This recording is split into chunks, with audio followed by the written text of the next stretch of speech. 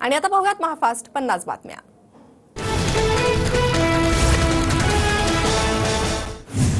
महाविकास आघाडीत काँग्रेस मोठा भाऊ, मुख्यमंत्री पदाचा दावा कुणी सोडत नाही। काँग्रेसच्या नितीन राऊतांचं वक्तव्य। तर मोठा पक्ष म्हणून महत्त्वाची भूमिका पार पाडणार, नितीन राऊतांकडून भूमिका स्पष्ट।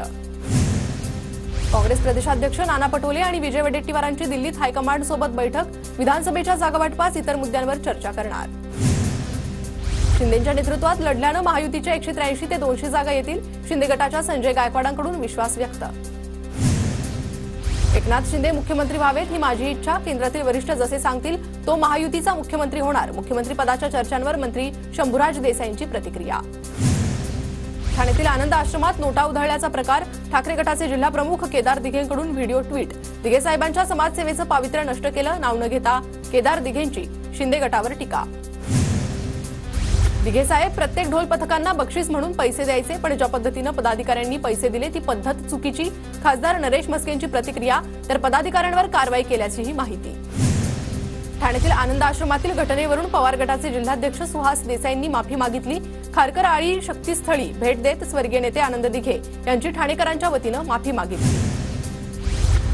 जेपी नड्डांची आज फडणवीसांच्या सागर बंगल्यावर बैठक। अमित शहानंतर जेपी नड्डा विधानसभेच्या तयारीचा आढावा घेणार। पितृपक्षानंतर भाजपच्या उमेदवारांची पहिली यादी जाहीर होण्याची शक्यता।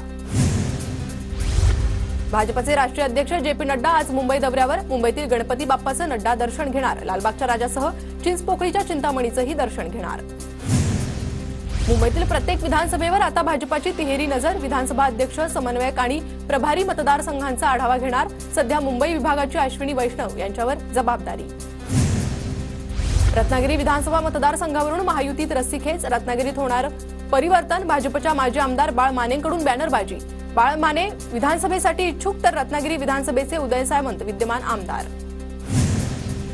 महाराष्ट्रात सत्तांतर झालं तर केंद्रातीलही सरकार पडणार। नितीश कुमार, चंद्राबाबू नायडू भाजपला सोडून जाणार। काँग्रेस नेते पृथ्वीराज चव्हाणांचा मोठा दावा। सर्वेत दाखवलेल्या जागांपेक्षा कमी जागा भाजपला मिळणार। विदर्भात भाजपचा सुपडा साफ होणार। नाना पटोलेंचा भाजपवर निशाणा। कोणतेही सर्वे आले तरी त्याच्यावर मात करणार। आम्ही 26 नोव्हेंबरच्या आत पुन्हा राज्यात सत्तेत येणार। अजित पवार गटाचे प्रदेशाध्यक्ष सुनील तटकरे यांचा दावा। माढा विधानसभा मतदारसंघात मोहिते पाटील गटाला आमदार बबनराव शिंदे गटाचा धक्का। महाळुंग श्रीपूर नगरपंचायतचे नगरसेवक प्रकाश नवगिरे यांचा समर्थकांसह बबनराव शिंदे गटात प्रवेश। शिवाजी पार्कवर दसरा मेळाव्यासाठी ठाकरे गटाची तयारी सुरू। 8 महिन्यांआधीच ठाकरे गटाकडून पालिकेकडे परवानगीसाठी अर्ज, तसेच स्थानिक विभाग प्रमुखांकडून 3 वेळा स्मरणपत्रही दाखल। पुण्यातील शिवाजीनगर ते स्वारगेट मेट्रो मार्गाचं 27 सप्टेंबरला उद्घाटन। पंतप्रधान मोदी उद्घाटन करण्याची शक्यता। आमदारकीसाठी धर्मराव आत्राम आणि भाग्यश्री आत्रामांचा प्लॅन। बाबा आत्रामांचे पुतणे अमरीशराव आत्राम यांचा आरोप। तर दोन्ही पक्षातून कुणीही आलं तरी आमदारकी घरीच राहणार असा प्लॅन। अमरीशराव आत्रामांचा आरोप। राहुल गांधींच्या आरक्षणासंदर्भातील वक्तव्याविरोधात शिंदे गट आक्रमक। शिंदे गट आज राज्यभरात राहुल गांधींविरोधात निषेध आंदोलन करणार।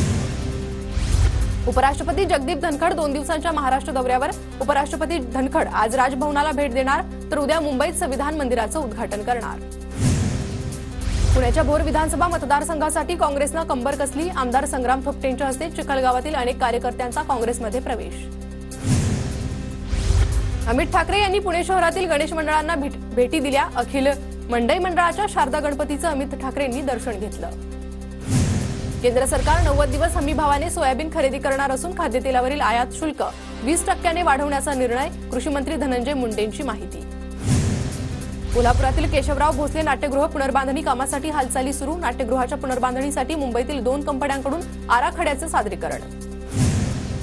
वाढवण बंदरासाठी रस्ता आणि रेल्वेसाठी भूसंपादन प्रक्रिया सुरू। प्रशासनाकडून भूसंपादनाची अधिसूचना जारी। प्रशासनानं नागरिकांकडून हरकती मागवल्या। नागपूर जिल्हा परिषद निवडणूक लांबणीवर पडण्याची शक्यता। जिल्हा परिषदेच्या 58 आणि पंचायत समितीच्या 116 मतदारसंघाची अद्याप पुनर्रचना नाही।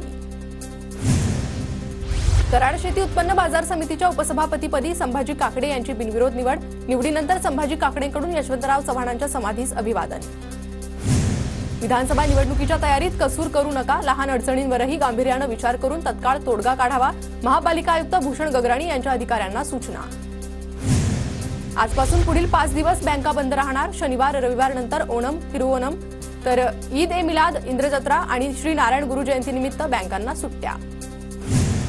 गणेशोत्सवानिमित्त पश्चिम रेल्वेकडून रात्रीच्या वेळी 22 जादा फेऱ्या चालवण्याचा निर्णय. मंगळवारपर्यंत सीएसएमटी ते ठाणे कल्याण दरम्यान जादा फेऱ्या चालवण्यात येणार. लालबागच्या राजाच्या दर्शनासाठी भाविकांची मोठी गर्दी. मुंबईसह राज्यभरातील भक्तांच्या दर्शनासाठी रांगा. मुंबईतील नैसर्गिक आणि कृत्रिम तलावांमध्ये काल 48,000 गणेश मूर्तींचं विसर्जन. त्यापैकी 20,000 गौरी गणपतींचं कृत्रिम तलावात विसर्जन. 8 ऑक्टोबरला म्हाडाच्या घरांसाठी लॉटरी. 370 घरांच्या किमती 10 ते 25% कमी झाल्यानं नागरिकांच्या आशा पल्लवीत. राज्यातील 11,000 कोटींच्या रस्ते कामासाठी 19 निविदा. नागपूर, गोंदिया, भंडारा, गडचिरोली आणि पुणे वर्तुळाकार महामार्गाच्या 6 टप्प्यातील कामासाठी निविदा. धारावीत लवकरच 5 नमुना सदनिका. पुनर्विकासात नेमकी कशी घरं देण्यात येणार याची कल्पना देण्यासाठी DRPPL कडून 5 नमुना सदनिका बांधण्याचा निर्णय. जळगाव जिल्ह्यातील जामनेरच्या केळीच्या दरात वाढ. जामनेरमधील केळीला प्रति क्विंटल 3,056 रुपयांचा दर. पंचनामे न करता शेतकऱ्यांना सरसकट हेक्टरी 50,000 रुपयांची मदत करा. परळीतील शेतकऱ्यांची मागणी. अतिवृष्टीमुळे बीड जिल्ह्यातील 58,000 हेक्टरवरील शेती पिकांचं नुकसान. नुकसान भरपाई मिळावी या मागणीसाठी संभाजीनगरात शेतकऱ्यांचं आंदोलन. गंगापूर तालुक्याच्या अमळनेरमधील गावातील शेतात जायकवाडीचं पाणी शिरल्यानं मोठं नुकसान. बोरिवली पश्चिममध्ये गणपती विसर्जनावेळी दोघांवर चाकू हल्ला. किरकोळ भांडणावरून हल्ला केल्याची माहिती. बोरिवली पश्चिम MHB पोलिसांकडून तपास सुरू. डोंबिवलीतील सिस्टर निवेदिता शाळेवर गुन्हा दाखल. विधानसभा निवडणुकीसाठी कर्मचारी न दिल्यानं शाळेवर राष्ट्रीय कर्तव्याच्या कसूरीचा आरोप. पुण्यातील रेल्वे ट्रॅकवर 20 ठिकाणी CCTV बसवण्यात येणार. सुरक्षेच्या दृष्टीनं रेल्वे सुरक्षा विभागाचा निर्णय. मोबाईल नंबर चुकल्यानं PM किसान योजनेचे पैसे लटकले. पुण्यातील 1,500 शेतकऱ्यांना PM किसान योजनेचे पैसे मिळालेच नाही. 15 सप्टेंबरपर्यंत शेतकऱ्यांना मोबाईल नंबर बदलण्याची मुभा. पुण्यात विवाहाचा आमिष दाखवून तरुणीवर लैंगिक अत्याचार. विवाह नोंदणी संकेतस्थळावरून झालेल्या ओळखीतून तरुणीवर लैंगिक अत्याचार केल्याची घटना. तर कोंढवा पोलिसांकडून तरुणाविरोधात गुन्हा दाखल.